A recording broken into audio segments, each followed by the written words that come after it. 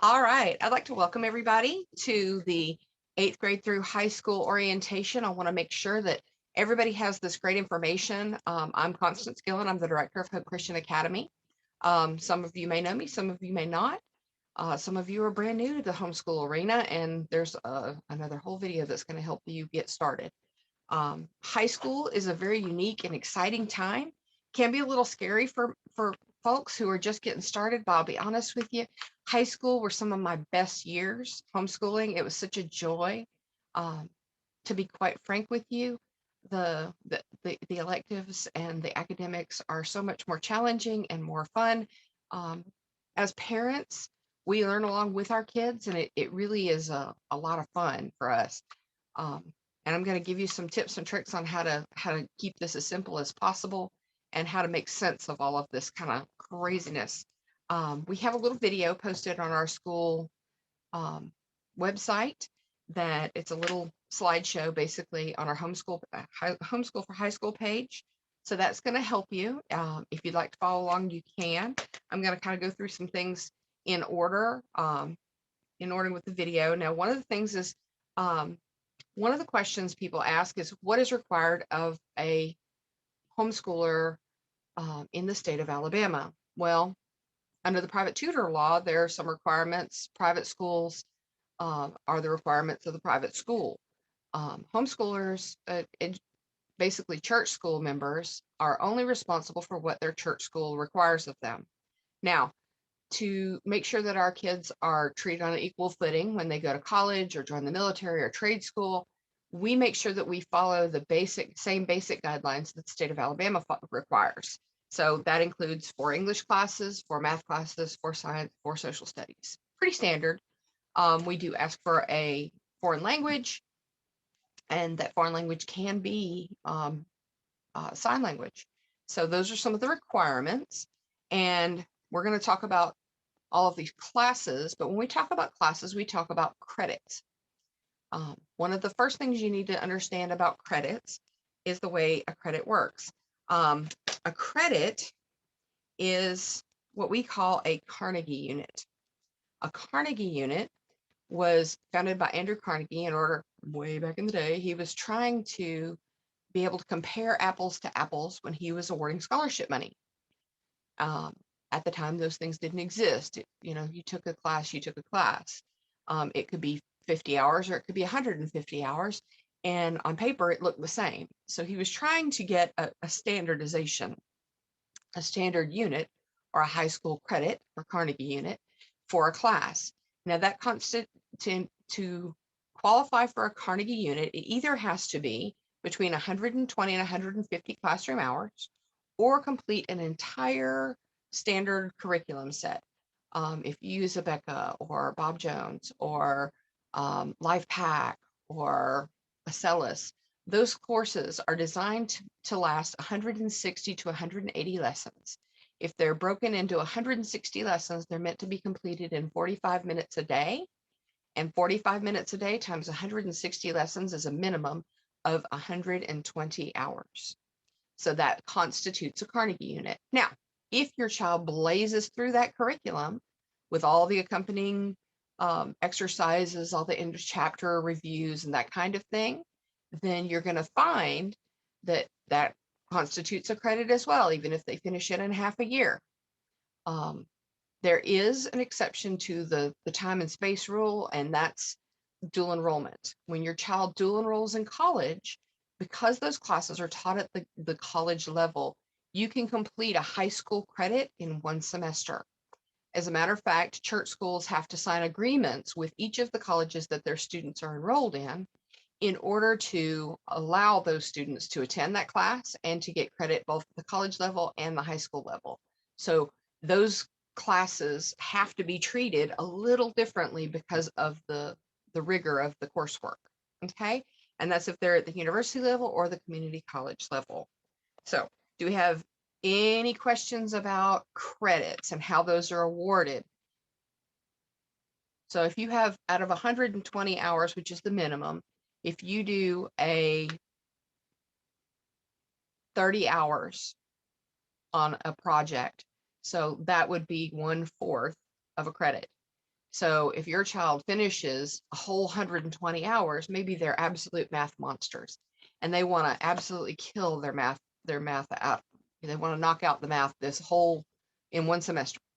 Then they can actually work ahead, do their minimum 120 hours, finish the book, and finish it in one semester. Now, if you turn in grades that say you do that for every class and they're doing 2 years worth of work in a year, somebody's going to raise an eyebrow, including the colleges. So we have to be very clear with our hour tracking and with how we're awarding credits, which leads me into the next topic, which is record keeping. Do we have any questions about credits so far? Anybody? Nope. Okay, just making sure. Record keeping. Record keeping is very important in high school.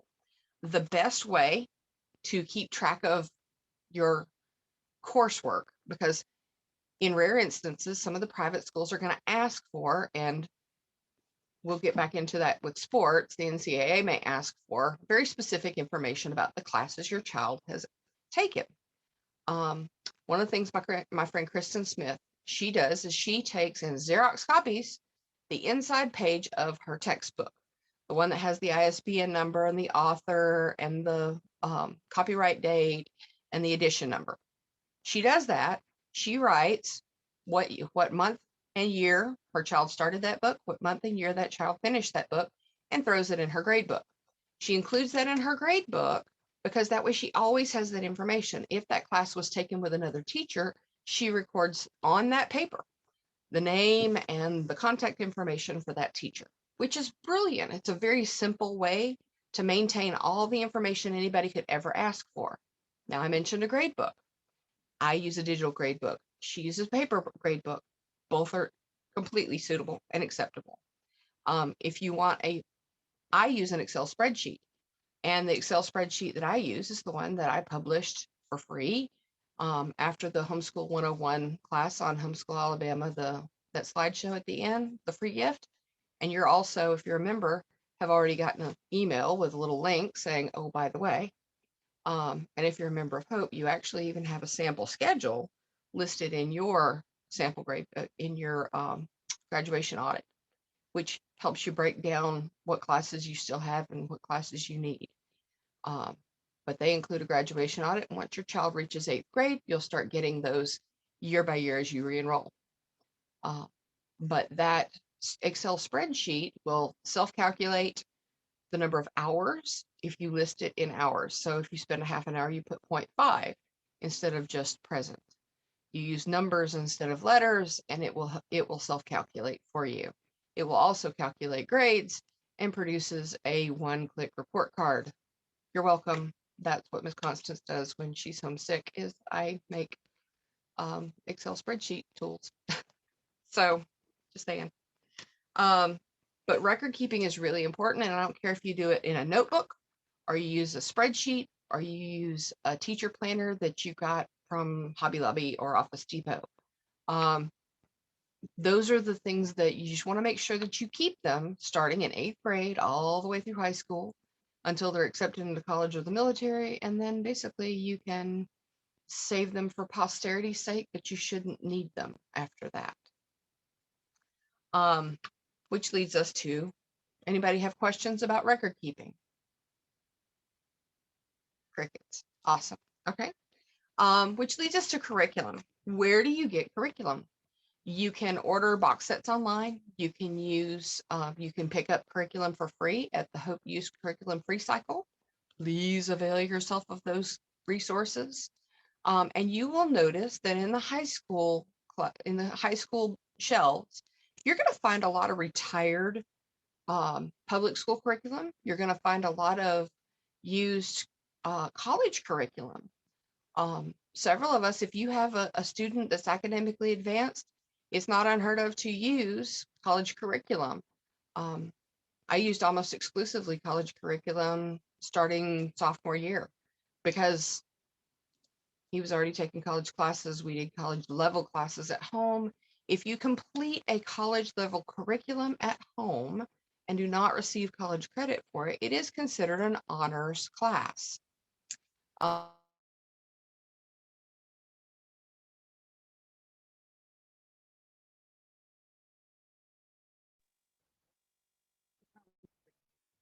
So if your child participates on campus or online at an actual college, university, community college, those classes are considered dual enrollment classes. Dual enrollment classes increase your GPA.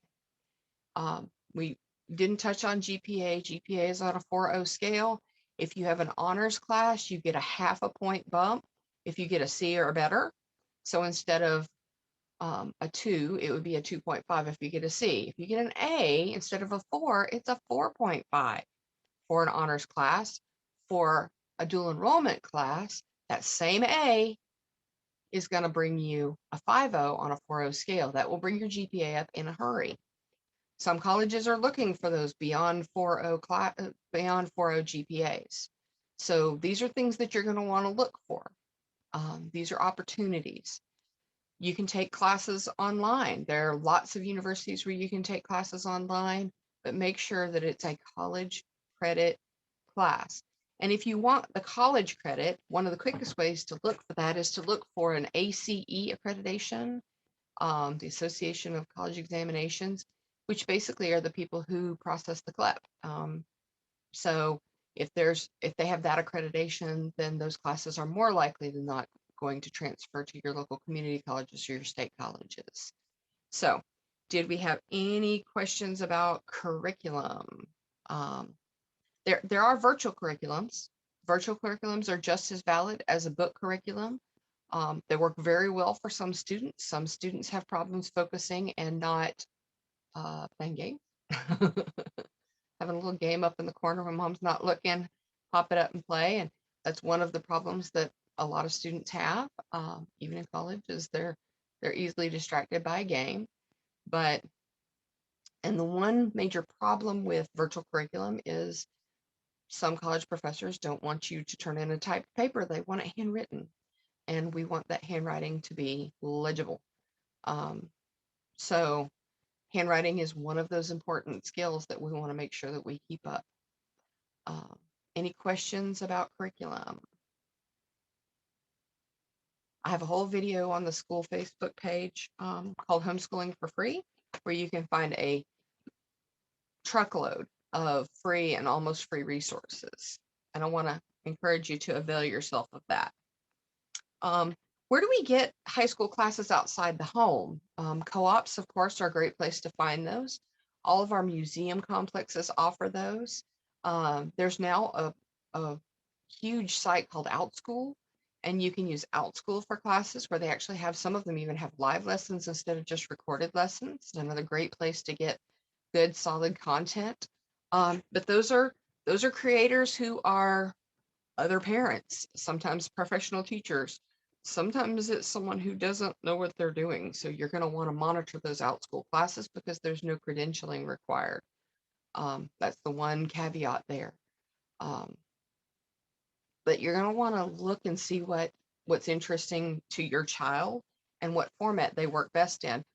My son and I don't do well with online classes. I've tried to take a few, and they're harder than they look because some of us with a little attention issue, like yours truly, have trouble staying focused on some of these online classes. It's just something that I personally struggle with. And I know that I have some students who have had similar struggles. So, do we have any other questions about curriculum and where to find classes? Well, one of my favorite places to find classes is dual enrollment. Dual enrollment, you're eligible under the Alabama Community College system once you have completed your freshman year. So no, you can't take them in 8th grade. No, you can't take them in 9th grade. But yes, you can take them the summer between your freshman and sophomore year. So that is possible. But buyer beware. There's always a but, right? Dual enrollment classes, if your child is not truly academically ready for those classes, please don't enroll them. And no one knows better than you whether they're truly ready or not, because those classes go on their permanent record. We grew up our whole lives, those of us who were enrolled in public school, hearing about our permanent record, our permanent record, our permanent record. Well, back in the day, they were literally a physical file folder full of paper. Now it's an online thing. It exists, and it's called the longitudinal database. Once your child enrolls in a public program, they are enrolled in the longitudinal database, and it is K20 is what they call it, the K20 longitudinal database. And it's a federal program, was funded in Alabama under the Bentley administration. And so our kids are now enrolled in that if they are enrolled in public school ever, including your local community colleges or your local state universities. So any grade they get as a dual enrolled student will follow them for the rest of their lives. If they bomb an art class because they didn't bother to log in, it's like, oh, I'll sign up for this art class at the community college or whatever. If they bomb it, that's going to ruin their GPA, especially if they only take 1 or 2 classes. It can really hurt them. So be exceptionally careful. The other thing you need to be exceptionally careful about with dual enrollment is the content. It is a secular environment. It is secular content, and the reading lists are designed for college students, not for, my son went to college at 13 as a dual enrollee. That content was not designed for a 13-year-old child. Period. Some of the reading lists I'm not sure I was old enough to read. And so these are the things, these are the things that we need to be aware of, that we need to be clear about what the reading lists are before we enroll in the class, especially in those literature classes. Because it's a secular environment, it also tends to be a little more liberal than most of our very, protected homes. If you want a Christian-based worldview for your literature classes, for your English composition classes, because they'll have to read short stories and then write based on the short stories, I'm going to suggest that you look for Christian colleges online or your local Christian colleges, because the reading list will be squeaky clean. So that's something to consider. And you need to consider how spiritually ready your child is for college, because you're sending your child to a college campus, be it in person or online. There's only one university in the state of Alabama that I am aware of that separates their dual enrolled students into dual enrolled only classes, and that's Jack State University. And what they do is they have all their dual enrolled classes, they're only dual enrolled students, and they're actually taught by former or current high school teachers in the local area. So they're taught more at the mental age of a teenager instead of the mental age of a young adult. Does that make sense? Somebody give me a thumbs up if you understand me, if we're making sense. Do we have any questions about dual enrollment? In the process of dual enrollment, I can send you the information. I have a spreadsheet that kind of breaks down what is required for each of the different colleges. Most of them require the permission of your church school administrator. There's a form that your student has to fill out, and they have to fill out the online application. Most of them will have advising help at your community colleges. The universities expect you to know what's in the course catalog, and you're on your own. If you are planning to go to a university afterward, you need to watch and pay attention to what classes will transfer, and you can call the admissions office and they can tell you which classes will transfer to our local state colleges. For example, my own son took a whole bunch of welding classes. He knew from the get-go that none of them were going to transfer. The boy's a forged and fire fanatic. He loves blacksmithing, and he realized that he needed to learn to weld in order to be a good blacksmith. So he knew those classes were not going to help him at Bama when he went for his metallurgical engineering degree, but all the English and math and science and history, all those classes would transfer to Bama. And because he was enrolled in what's called a workforce development program, we're going to talk about that. because he was enrolled in workforce, he was able to take at the time 2 classes for free, 1 technical class and 1 academic class each semester, including the summer mini terms, which was great. So they have now changed that, and now workforce development allows a technical class, a technical trade, or STEM, or 2 technical or STEM classes and an unrelated academic, as long as they follow the requirements of that associate's degree path.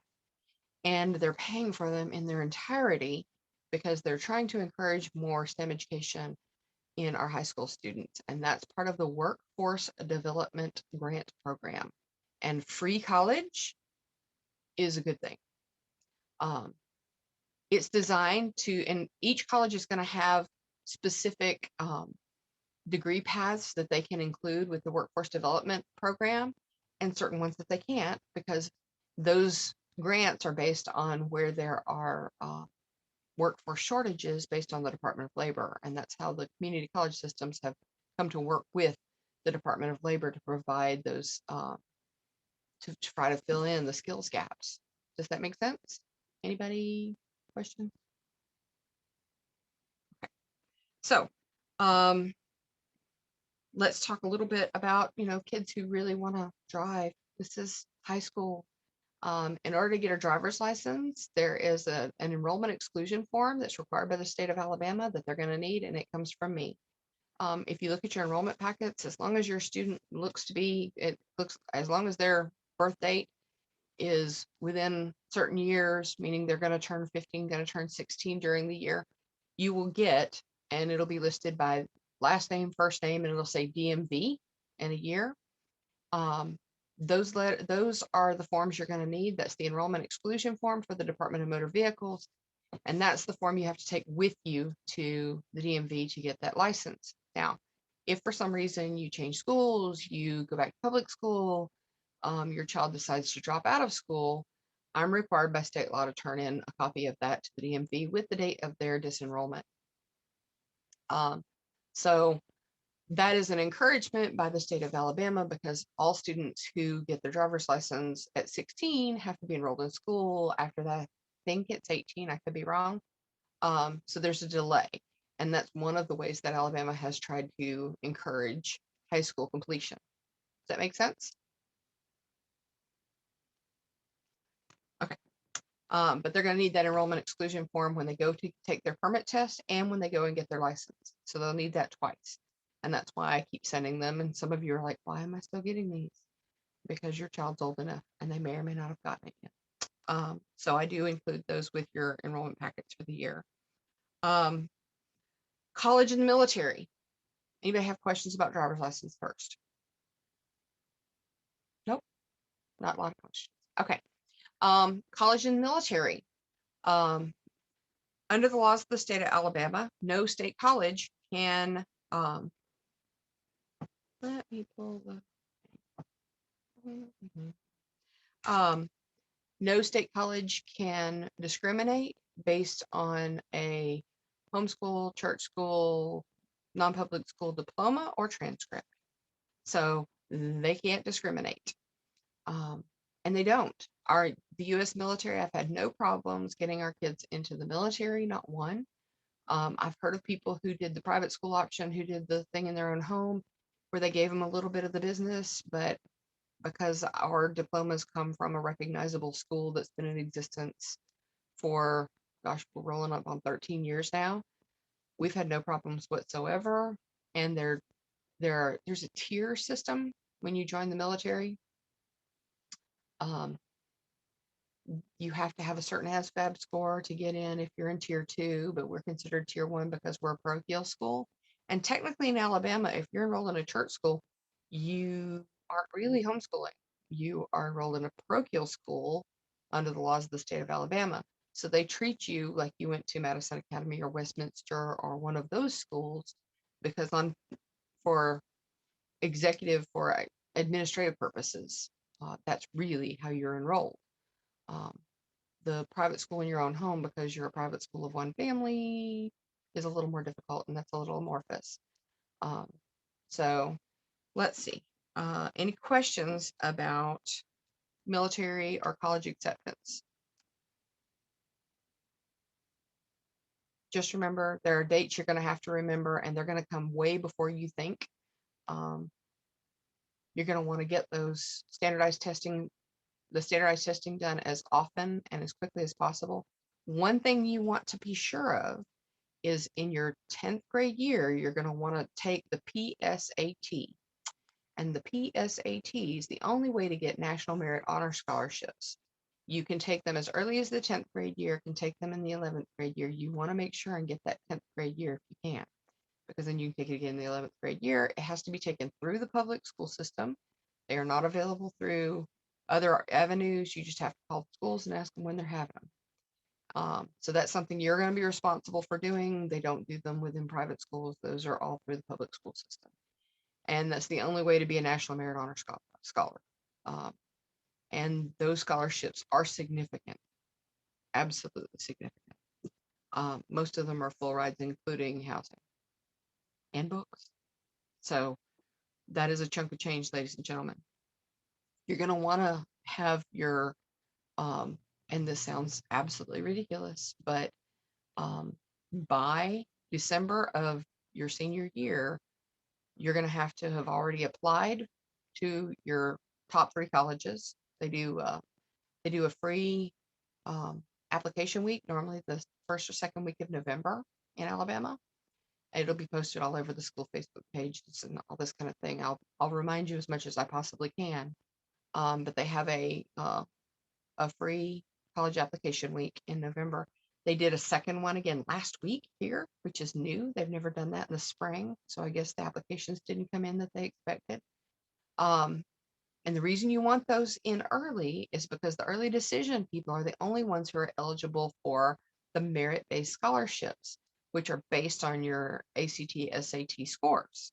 So you want to make sure and get those in as quickly as possible. There are some schools that are going test optional, and so they're going to want you to see your transcripts early, and then they'll take those test scores into account, but most of them there are several that have gone test optional in the last few years. You have any questions about military admittance or college admissions? If you're a member of our juniors and seniors group, you're going to get a whole lot of reminders. I'm on there. Okay, guys, have you turned in your college applications?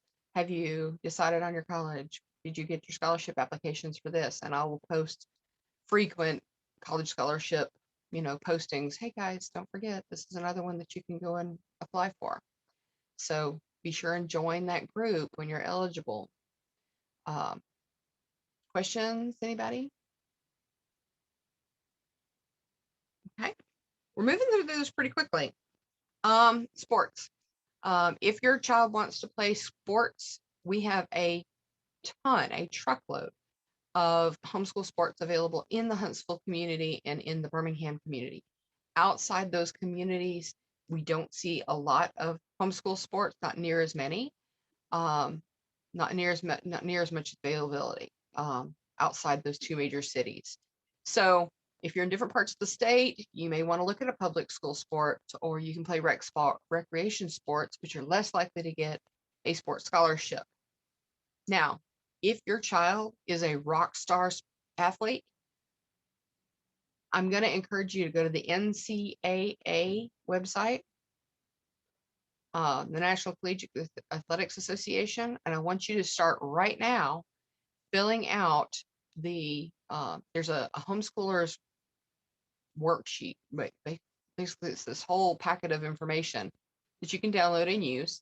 And there are record keeping requirements that are above and beyond what we've talked about. And it goes through scope and sequence. And if your child is enrolled in an external class, there are some accreditation requirements. And if your child is involved in NCAA scholarship process, even in the public school system, there's another level of record keeping that has to be done. And some of the public school classes don't even qualify for NCAA accreditation. So it's a whole other level. Don't let that freak you out. It can be done. We've had students who have gotten NCAA scholarships, and we are very proud of them. But that is something that you need to know early.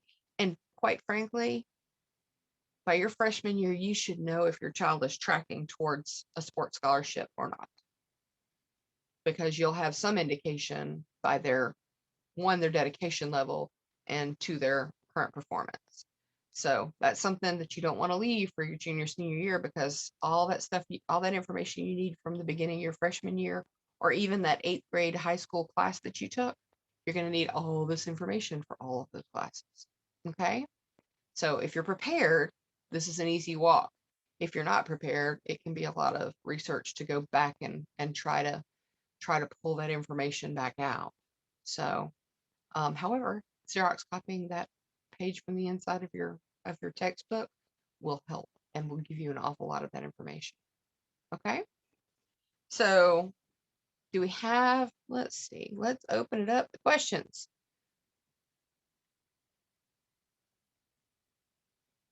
Anybody?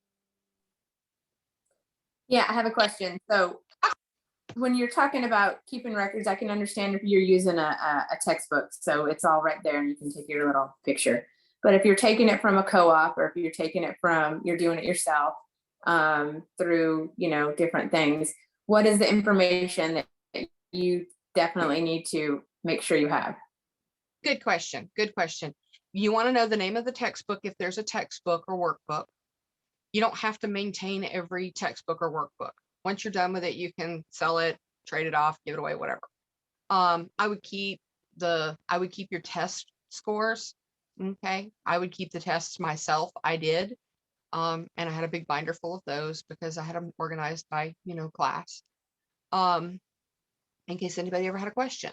But especially if you're taking online curriculum, that can be difficult sometimes and a little amorphous. I would take screenshots of the score reports. I would take screenshots and save them, and maybe even print them out and put them in your book. There'll be attendance records. You're definitely going to want the name of any textbook that you have, who taught it and where. And if you want to use that NCAA guideline, you can actually download those and use them, whether you're tracking for an NCAA scholarship or not.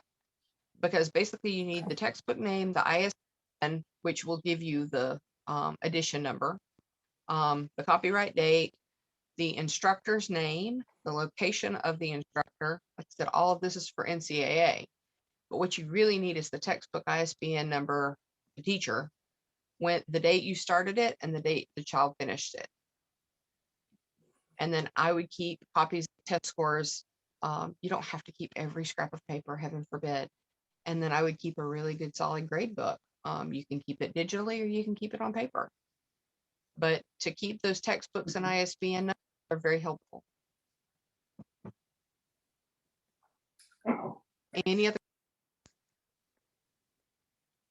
And if it's a co-op thing, a lot of times teachers will kind of create their own little workbook. I would keep those because there's no way to find an ISBN number for that. Like Kristen, when she classes, she pulls from like 17 different sources because she never finds a text she's happy with. And sometimes she'll even make up worksheets and things for herself. I actually still have those binders from when my son took the classes, in part because they were fun, and in part because there's no way on earth I could ever explain that to anybody else, with any accuracy. So my son took an astronomy class with Brenda Rogers, and she's the same way. She pulled from 100 different sources to create this binder full of information. And then they had their notes that they kept and all this kind of thing. So it's a different kind of a thing. And when it's something amorphous like that, I just keep the binder and put it on a bookshelf in case anybody ever asks. Okay.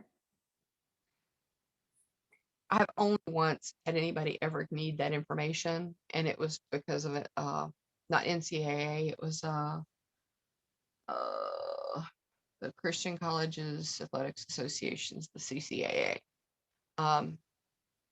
Were the only ones that asked for that information outside the NCAA. They were both athletics. The only two entities I've ever had asked for that information were athletics associations. The colleges have never for any of this that we've ever done in the last 13 years. And I have kids who've gone to college all over the country and all over the world. Okay. Not my kids, but students. Not to be confused, I have exactly one child. So actually I have 459 this year. I just didn't give birth to them all. Because I love them and I cry at their graduation. It's a thing. Okay. Transcripts are something else you want to ponder. Transcripts are going to be one of two ways. They're going to be either chronological or they're going to be subject matter. HSLDA has some examples on their website of both. We do a chronological transcript, which is normal unless your child does like a 5th year of high school due to some illness, injury, social holdback. My kid was 14 when he finished his high school stuff. And so I said, no, you're just not going to graduate. I'm going to make you do 4 years. And so, because I'm the mommy and I can do that. And it's not because I'm the principal. It's because he finished it in 3 years. And I said, no. So, and then the college locked him into a 5th year. So then we had to go to a subject matter transcript where you list all the English classes, all the math classes, all the science, all the social studies, and then all the electives. And you can break down the electives. The thing with the subject matter transcript is if your child is looking at something very specific, at the time he was going to law school. So I put all the leadership, speech, and debate in one whole section. I had electives and then I had leadership, speech, and debate electives because he had all these extra electives to highlight the fact that he had all this extra study in that particular realm. Does that make sense? And then he changed to metallurgical engineering, which didn't help me a bit, but okay. But I do that for everybody else's kids too. The whole point of this is that we can not only customize their educational experience, we can customize and tailor that transcript to make it easier for a college admissions counselor to look at that thing and go, oh, that kid's ready for, pre-law. This kid's planning on mechanical engineering. We've got a kid who's going as a mechanical engineer. And so all of his engineering type courses were in a whole separate section. So we were able to make it very clear that this was his focus all through, that this is not some, last minute decision. Oh, well, I think I'll just go be a materials, mechanical engineer. So we included all of his rocketry stuff and we included all of these kinds of things that talk about his engineering experience. Does that make sense? Yes. So anybody else? Come on, you can throw me a question. Come on. I opened up all cans of worms. You guys throw something at me. Hey, I've got a question. My understanding is that starting in 8th grade, they can start high school classes. Is there a finite amount that they can take? A finite amount of credits or classes? 3 total. 3 credits total? Yes. 3 credits / classes. In public school, they will generally earn 1 to 2 at most. We allow up to 3. We prefer to see 2, but they're not required at all. In 8th grade, you don't have to take any high school classes. If you're not an advanced student, please don't, because we don't want the GPA to suffer. The GPA is more important. Here's the deal. I had a student joined us junior year of high school from a high school that shall remain nameless. They had him in all AP classes. Now he did great in all his AP science and all his history and all his math classes. But when it came to language arts, he was sucking wind. It was horrible. I mean, he was like a CD student. I'm like, why did they have you in all AP classes? That's cruel, because he clearly was not gifted in language arts. So why take the AP classes? Because like, well, it boosts his GPA and all this kind of nonsense. And I said, no, it's ruining your GPA because it's making you get a bad grade. The GPA is more important than the rigor of the material. If you go to, for example, Georgia Tech doesn't take AP classes. My niece went to Georgia Tech. She was top of her class in Pflugerville, Texas, just outside Austin. And she had all AP classes her junior and senior year, and she was crushed to find that they were useless at Georgia Tech. They said, we don't take that. That's glorified high school. She killed herself. She said, I could have taken like standard chemistry and plain old physics and not taken all this AP nonsense, and they would have counted the same, because those kids weren't killing themselves. Those kids were getting by with, an hour's worth of homework instead of 3 and 4 a night. And you're telling me that I killed myself for the last 2 years of my high school and missed out on all this social for nothing? And they said, yep. She was totaled. She was wrecked over it. She gave up a lot for those classes. And so this is what I'm trying to explain, is if you have a 4.0 GPA and all your classes are standard, hallelujah. It's better that you have that 4.0 than to have a whole bunch of B's and C's on your transcript that bring it down below 4.0 because you wanted to take the advanced classes. Does that make sense?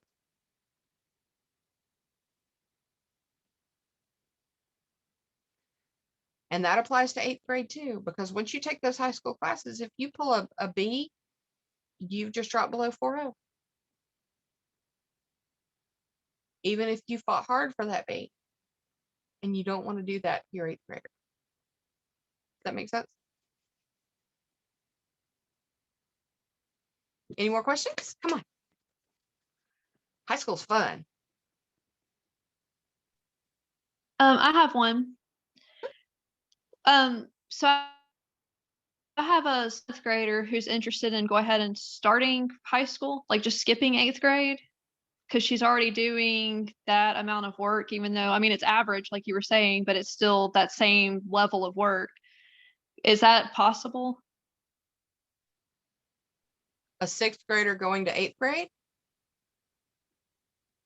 Yeah, if she's ready. 7th grader going into 9th grade. 7th grader going to 9th. Okay. If he's ready, if he's academically ready, absolutely. Okay. Yeah. If you have a child. How would that look like when we turn in like the grades at the end of the year? It would be 7th grade to turn it in and basically just skip 8th grade? Pretty much. You just enroll them in 9th grade next year. Until the last 10 years, public schools, it wasn't uncommon to skip a grade. It wasn't uncommon to skip a grade. If a child was fairly advanced, they were able to do the more advanced work, they'd let them skip a grade. And when I was a kid, they would do up to 2 grades, in part because they didn't have a lot of funding for the gifted program, and so they would just move them on up. Not uncommon.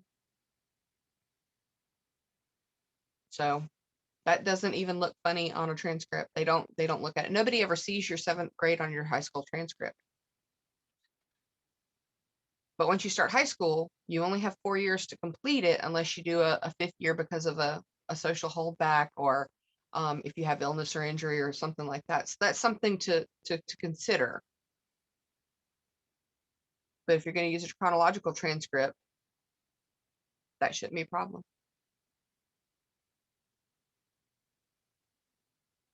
When you're in high school, you can't skip grades because you got to finish all those credits. And the reality is, if you put him in 9th grade classes next year and he starts to struggle, then when you turn in the grades, you turn in 8th grade grades. Does that make sense?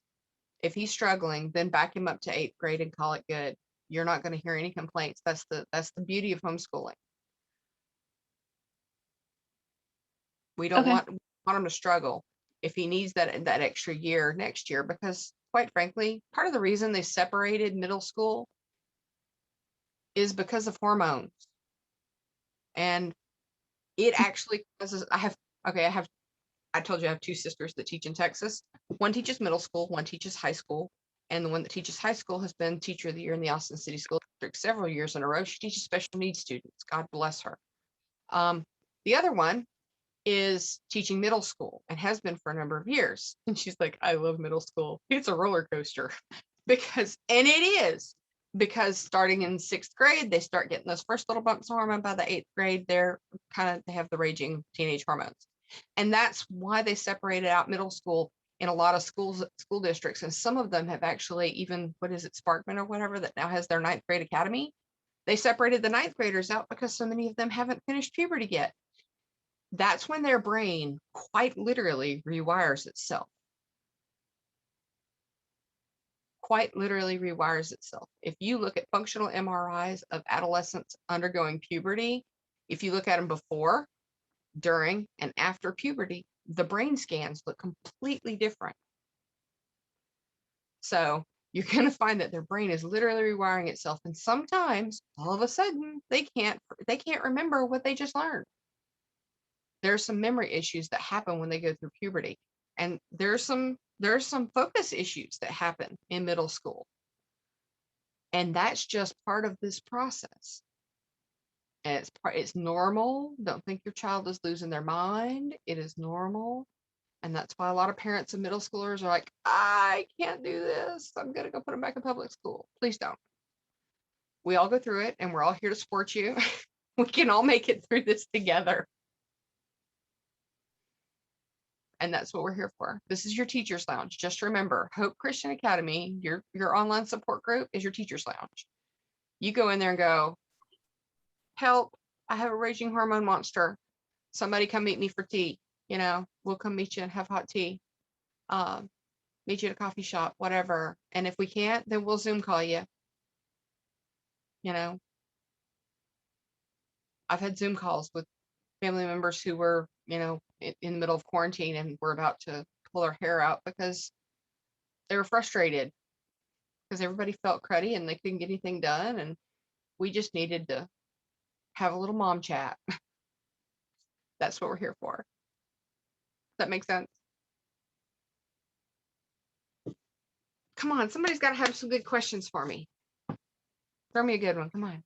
I have a question. I have a child. So I've had 2 children in the public school system, and then now I have a child that has epilepsy. So she has some issues with learning disabilities. What's the benefit of doing the 504 plan, IEP plan for them while you're homeschooling? And do you have any knowledge of this information? Actually, the only advantage to a 504 to maintaining the 504 IEP plan, and the reality is those things are created by public school for public school. Right. Those are so I did it with a public school with my other daughter. right. And so my question is, my child is going to need a lot of help. Right. So what is, you know, I guess that my question is like for college and everything, to get her, you know, to get her a trade and all that, you know, how do you prepare that for even in high school? Because you're talking about credits and all that. I mean, those are things that, you know, in order to get her to graduate. We have we have a life skills diploma for those who aren't able to get all of those credits. For special needs students. And that's clearly listed on our website. It's clearly listed on our enrollment paperwork. And we even list that on our graduation audits to make that real clear. So because there's different levels of disabilities too. Absolutely. Absolutely. And like, we have a student right now who's dual enrolled taking welding classes, but he has difficulty writing. He's severely dyslexic and has trouble reading and writing. And so his reading assignments, because there are reading assignments for welding class, he has a thing on his computer. So his reading assignments, as long as he can get them on his little screen, he has a little reader thing, some kind of software that he uses to read to him because he's got some dyslexia. And that's one of those cool things is our community colleges are very willing to adapt and make whatever accommodations they can, especially when you're taking a trade program. To get into the community colleges, they have the AccuPlacer, and if your child's not going to take an ACT, they're not going to go to a university level or whatever. They're not looking at an academic path. They can take the AccuPlacer. They're required to take it, but they're not required to take any of the academic classes, just the trade classes, and you can take those without passing the AccuPlacer. All you have to have is a certified score in your local church school or your public school, and that, if your child was in public school, they could go to the trade academies there. If your child is functioning at a level that they may go to a university level. Because I had a great friend in high school who had very severe epilepsy, could never get a driver's license because hers was not very well controlled by the medication, and things have changed a long time in 30 years. I'm just saying because I'm old. But she went on to the university level. She wore a medical alert bracelet. She had, and her memory issues were normally the day of and after her seizures, which didn't happen all the time. But she was having a couple of months. And so basically they gave her a little extra time for testing. And if she had a seizure the day before a test, they would give her an extra day. They'd let her take a retest. But usually just- you have to have a doctor's note and all that, right? Yeah. She had to have a doctor's note. And if you're going to take the ACT, she did take the ACT. Way back then, even they still required what they called a current diagnosis. You and I know, we have a lot of kids who have, are on the autism spectrum or who have dyslexia. These are things that are they may get a little better. The symptoms may get a little better, but they're not going away. Okay. So they're just not going away. So if your child's diagnosis was in 4th, 5th grade, the ACT will not accept that. However, if she just needs accommodations, that they can, if there's something that they can accommodate, extended time, because they can cut the time to, no limits, they can do all of these different things. They can do isolated room, quiet setting, depending on whatever her triggers are, or a room without fluorescent lights. We have a student who has seizure disorder that's triggered by fluorescent light. It's the vibration or whatever of the light. Very interesting. But he had to have a room with incandescent light. So they accommodated him with a room with an incandescent light. He had a reading lamp. They turned the lights off in the room, let him take his ACT with a reading lamp in a classroom. They can make those accommodations, but they have to have what they call a recent diagnosis or re-diagnosis or confirmation of the diagnosis within 3 years of taking the ACT. And our community colleges, as long as you have a recent diagnosis, meaning 3 years, then they're going to be ready, willing, and able to make whatever accommodations are necessary to make that happen. Thanks. Yeah, absolutely. I'm all about giving some people some hope. That makes me happy. So, anybody ever come on, more questions? Talk to me. Let me help. Crickets, for real? I was hoping we'd have some more fun questions. How about some social? Let's talk about social with our high schoolers, because you know what, we love social high schoolers, don't we? Okay. There are proms all over the state of Alabama. My son actually we Hope hosted one for a number of years, but we're just not. It's a lot now with all the COVID precautions and all this kind of stuff. But Gabriella Manor in Birmingham hosts a regional homeschool prom. Fantastic venue.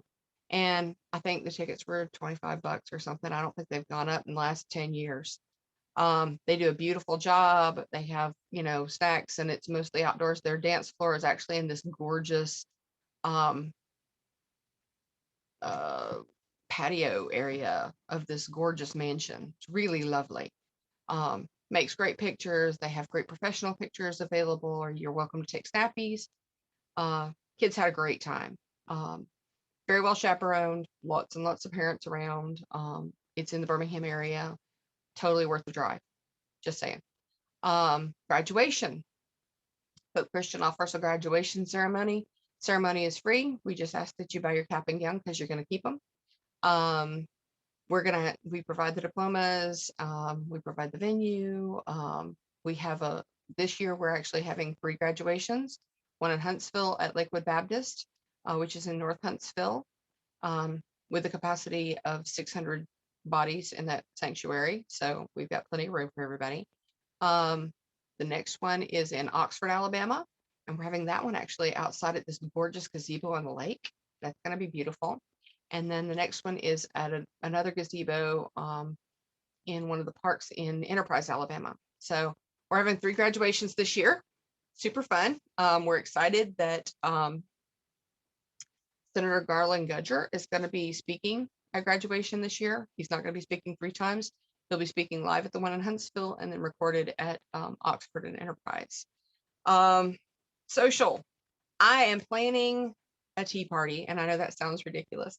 I thought, what fun. All of our kids love coffee and tea, and so I thought we would do a junior seniors tea party. Everybody bring some of your favorite, tea bags. I will provide all the hot water, and we're going to meet at a park next week. I've got to sit down and figure out exactly which day the weather's going to accommodate us, and we're going to go meet in the afternoon for a cup of tea. And I'm going to ask everybody to bring a couple of their favorite teas with them to share, and bring their favorite teacup. And so it'll give us something to talk about. Have everybody kind of put the name on their tea. And because my favorite is a rooibos tea from South Africa. It's this beautiful tea that tastes great. But these are some of the things we're going to be doing. We're going to be doing some more social as the weather warms. They are going to be predominantly outdoors because we want to make sure that everybody stays safe and healthy. We want everybody to graduate without a lingering cough. We want to make sure this is good. So anybody have questions? Anything else I can help with? Yeah, I got a question. Has nothing to do with social. So are we supposed to be doing like community service or something? Like not me, my kid? Good question. Community service is not required by Hope Christian Academy because service is not service. That makes sense. We want the kids to want to create a community on their own. So we don't require it. We highly encourage it, and it is put on their transcripts. We have the Hope Helps Awards. They have the gold and silver awards, and they will have an honor cord if they get a gold award that they'll wear at graduation. The gold award is a certain number of community hours. Right off the top of my head, I couldn't tell you. It's on the website. That's an award that actually Kristen started. And one of the things I wanted to discuss at our little tea party was I wanted to encourage the kids to put together their senior project, their junior project, and get the kids kind of talking about. I would really love for my juniors and seniors thinking about what community service projects are important to them. Do we have a whole pile of animal lovers? Do they want to go build, dog houses for the PAWS, Huntsville Animals Without Shelter? Do they want to go do a food drive? Because this time of year, it's not Christmas, it's not Thanksgiving. Some of the food banks are struggling. Do they want to do a food drive? Do they want to go work in the community garden at Downtown Rescue Mission? What are they passionate about? Not what am I passionate about? Not what are our parents passionate about? I want us to be student led and student driven. That's kind of something that I've been really trying to promote throughout the last several years. But that's something that, if you want to talk to your kids and say, hey, look, I've got some ideas, let's talk about it. And I want to remind all of you, when it comes to social engagement, if you see a field trip just screaming our name, book it. Call Kristen, text her. Kristen Smith's our field trip coordinator, and say, hey, look, I want to do this on this date. How do we get it going? And she will make it happen. But just make sure she already has something else planned. Super. And we want to make sure that everybody has a chance to book a field trip, because you all can. The kids can book field trips. Maybe they're crazy about paintball. We did this several years ago, and my son was passionate about paintball. So he was passionate about HEMA, Historical European Martial Arts. So he started, he talked to the instructor and said, would you do homeschool classes? And those exist to this day. They are still going. So if your kids each other with that can happen. you know, we encourage our students to get involved and make some of these decisions, especially our upperclassmen. So questions? Well, there used to be an honor society where you had to do community service, I thought. Do y'all not offer the National Honor Society? If that is what Liz is talking about? Because my kids did that and they did community service for that. And it does look good for your resume in college and everything. It helped actually one of my kids to get a little scholarship. So I don't know if They're that's, very, yeah, I they're mean, a I don't couple- know. I don't know. I did it through the public school system, so it worked for Right. my kids. But Liz, there National was that they did a bunch of community service and they did get. Right. There are a couple of options here. National Honor Society is predominantly through the public school systems. You Right. don't see that through the private schools, through the schools. However, there's a National Homeschool Honor Society, and you as a family member can join individually. And there are some requirements. The other thing, we have FBLA, which is Future Business Leaders of America. Something you may want to get involved in. Kristen's leading that this year, and she's our advisor this year. And there's a good bit of community service involved with FBLA. And that community service also will go on your transcript as well. A lot of our students, when they dual enroll, are inducted into either the National Technical Honor Society or the Phi Theta Kappa, which is the Community College Honor Society. And those don't require community service, but they do look really good on transcript that they're at a college level. The other thing is Phi Beta Lambda, which is the college level of Future Business Leaders of America, requires a tremendous amount of community service. And my son was inducted as both the vice president and the president during the 2 years that he was in high school at the college. So those are some great opportunities that our kids can participate in. They can get involved in those honor societies, and those are nationally recognized as well as the National Homeschool Honor Society.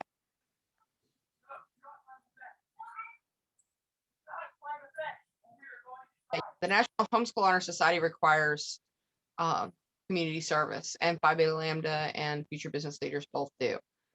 So, but like I said, our personal feeling is you should want to provide community service and not be forced into it.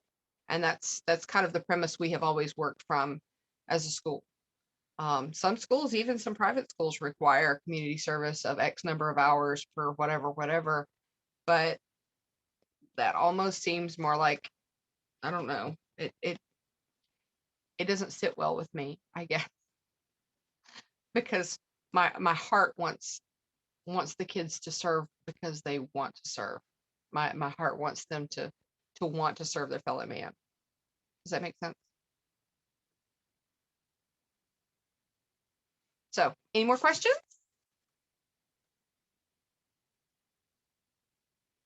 All righty. Well, if you have any more questions, feel free to call me. My number is 256-513-9212. It's all over the web. It's all over the school Facebook page. It's on our Instagram and our